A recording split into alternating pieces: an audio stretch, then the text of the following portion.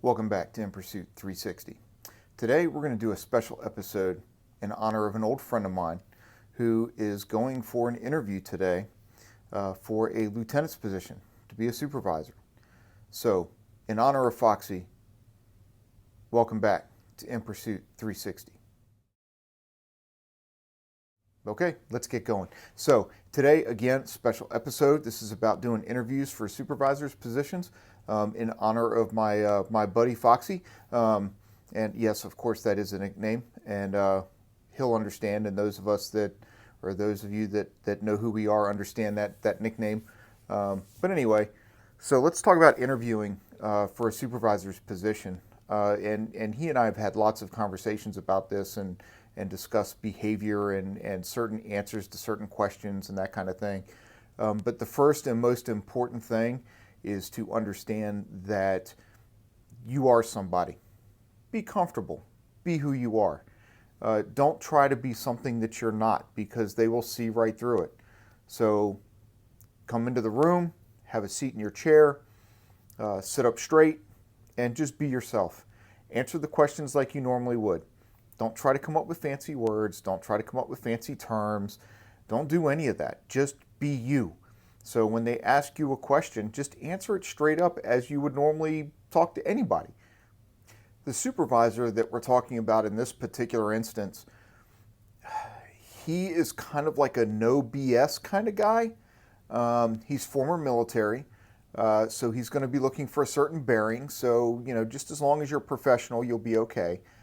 So know who you're interviewing with, understand the types of questions they might ask. This supervisor just so happens to be really big into policies and procedures and, what do you do if you have to evacuate this building? And remember, Foxy, if he decides to pick, the Jefferson, it's been a while. If he decides to pick that building, don't forget childcare. Don't forget to empty out the child care center and put people in place for that. But anyway, so there's a helpful hint that I forgot to give you. So hopefully you watch this video before your interview. But so be aware of who you're interviewing with, what style of management or leadership that they use, and maybe what they might be expecting for answers or that type of thing. As far as material goes, the way you speak is the way you speak. Don't try to change it. Just like me making these videos, this is how I talk to everybody. I have energy. I try to illustrate things. I explain things, and that's how I do my interviews. This is how I talk to people. So Foxy would be able to tell you that when he and I have had these discussions, this is how I am.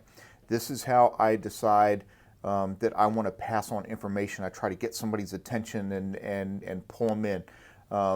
So make sure you find out who you are and be true to that during these interviews. Don't try to be something you're not. They're going to see right through it. So come in, sit down, be comfortable, sit professionally. If there's a desk and you can put your hands on it, you may want to put your hands on the desk and just kind of rest them like this, just one on top of the other. You can interlock your fingers. Don't twiddle your thumbs where they can see. If you have a desk in front of you, sometimes I tap my feet underneath the desk where they can't see.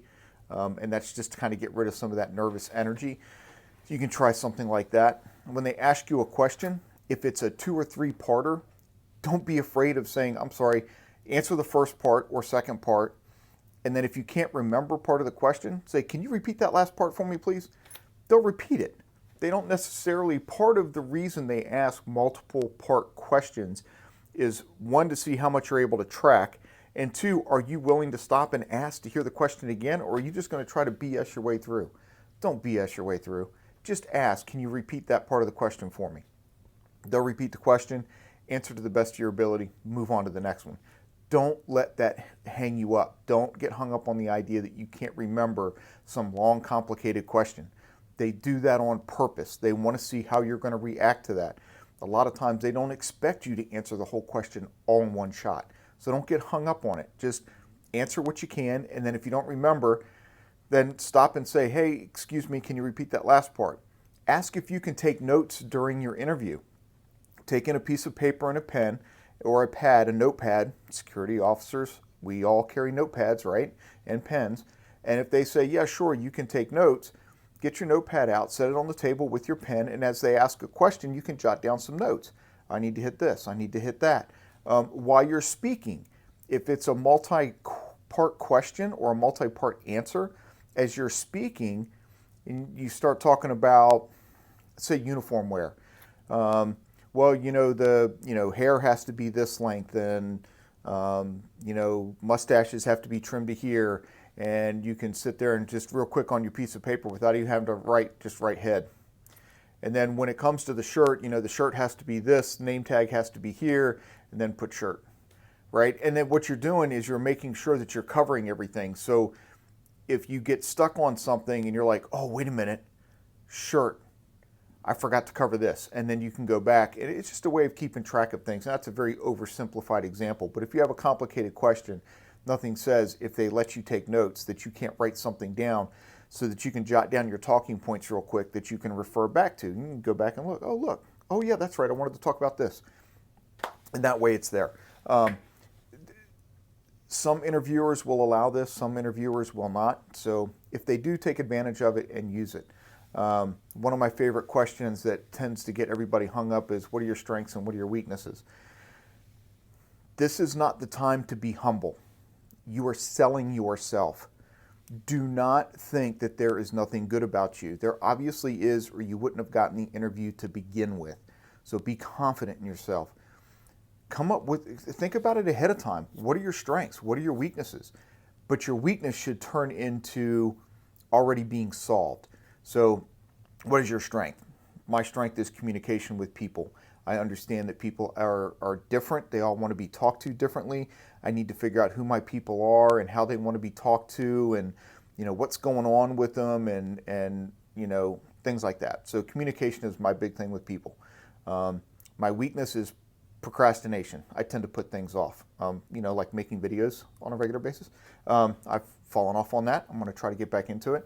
But procrastination, and what have I done to fix that? Well, yeah, procrastination is my weakness, but I've gotten to a point now where I recognize that. So I keep checklists of things that I have to get done and what due dates I have and stuff like that. And as I work through, I check these things off, and I constantly refer to it to keep me from putting things off.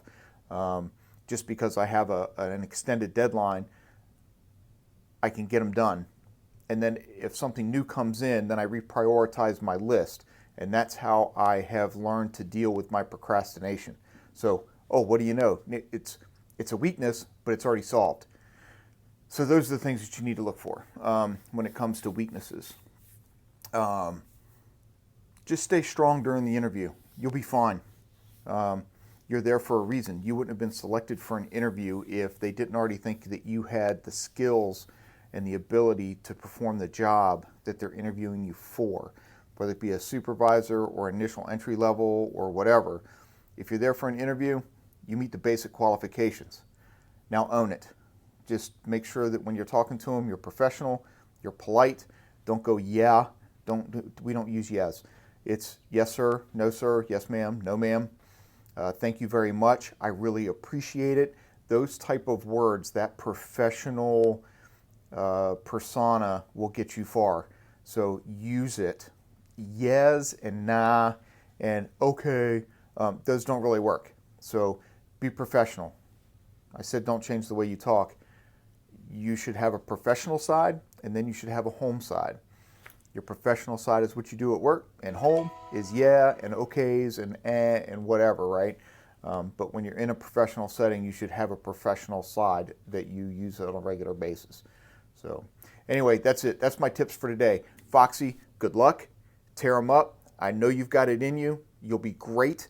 Matter of fact, I'm going to send you a text and make sure that you watch this as soon as I get it edited and posted. Keep this in your mind, and just remember, you'll never be a level 1 buffalo. All right, give me a thumbs up, hit that little like button, and I'll see you next time on In Pursuit 360.